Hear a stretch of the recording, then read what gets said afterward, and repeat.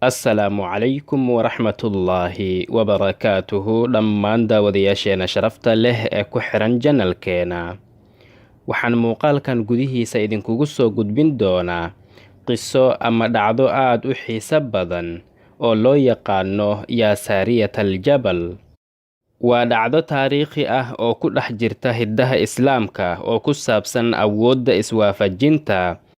waxay dhacdadani ku dhacday saxaabi loo yaqaano saariyata ibnu zaniim addu'ali alkinaaniy, isagoo ku sugnaa faris ama waddanka haatan loo yaqaano iiraan, xilligaasoo ahayd xilliga khilaafadii amiiruulmu'miniin cumar binu khadaab radiallahu tacaala canhu wa ardaah.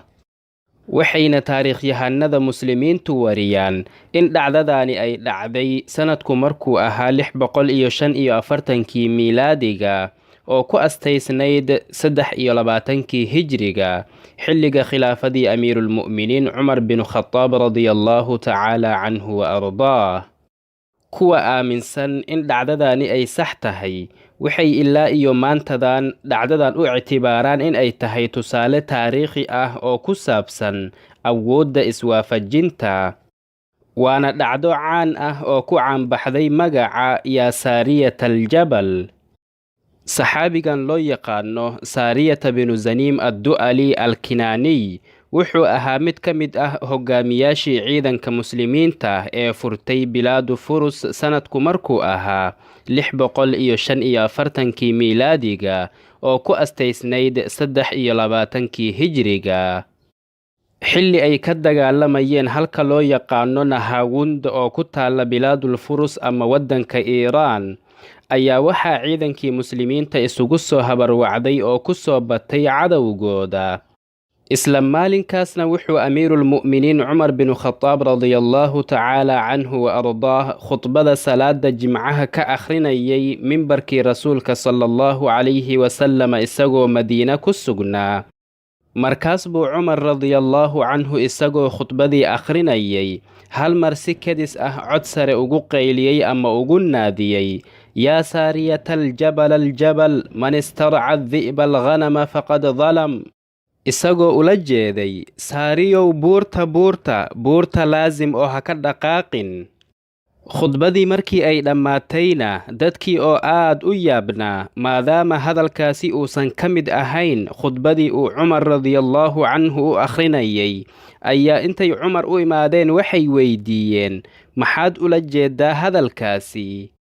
markaas buu cumar radiallahu canhu wuxuu ku yidhi: wallaahi maa alqaytu lahu baalan shay-un ataa calaa lisaanii.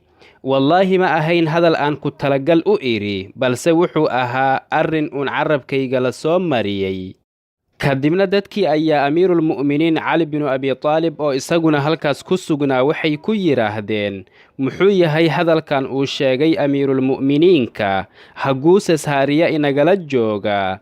markaas buu cali radiallahu canhu wuxuu ku yidhi: wayxakum dacuu cumar fa innahu maa dakhala fii amrin ilaa kharaja minh. cumar iska daaya, arrin ma galo ilaa waa uu ka soo baxaa. intaas kadibna muddo dheer kama soo wareeganin ilaa qisadu ay ka caddaatay. saariye ayaa wuxuu cumar radiallahu canhu oogu yimid magaalada madiina. markaas buu wuxuu ku yidhi: yaa amiira almu'miniin, amiirkii mu'miniintow, cadowgii ayaa ciidankii muslimiinta ku batay, waxaana ku jirnay khatar aad u weyn.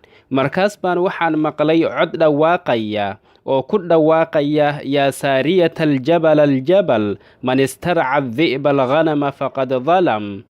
markaas baan asxaabtayda ama ciidankayga u leexiyey buurta dhinaceeda, waxaana buurta salkeeda ka dhigannay gaashaan ama dhufays ciidanka gadaal ka ilaaliya. waxaana furus ka waajahnay hal jiha oo keliya. saacad kadibna alle ayaa nasri ina siiyey oo waan jebinnay oo waan ka furannay. riwaayad kalena waxay leedahay: waxaa la yidhi cumar binu khadaab radiallahu canh isagoo ka khudbaynayay mimbarkii nebi muxamed sala allahu calayhi wasalam, maalinkaasoo ahayd maalin jimco ah, ayaa waxaa loo bandhigay in uu yidhaahdo: yaa saariyatu aljabal aljabal, man istarca di'ba dalam. markaas bay dadkii intay yaabeen is-eeg-eegeen dhexdooda. markaas buu cali binu abi taalib radiallaahu canhu wuxuu yidhi, waa ay soo bixi doonaan cumar wixii uu sheego. markaas buu kadib markii uu salaadiisa ka baxay cali intuu cumar u tagay wuxuu ku yidhi, muxuu ahaa shaygii ama hadalkii kaa soo dhexgalay khudbadaada? markaas buu cumar wuxuu ku yidhi, oo muxuu ahaa? wuxuu yidhi, hadalkaagii ahaa, yaa saariyatu ljabal aljabal man istaraca di'ba dalam. markaas buu cumar wuxuu yidhi, oo ma sidaas baan idhi? markaas buu cali ku yidhi, haa sidaas ayaa tidhi.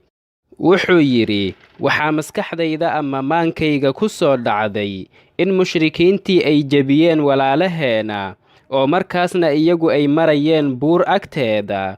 haddii ay buurtaas ku leexdaan waa ay la dagaalamayaan qofkii ugu yimaada, haddii ay gudbaanna iyaga ayaa halaagsamaya.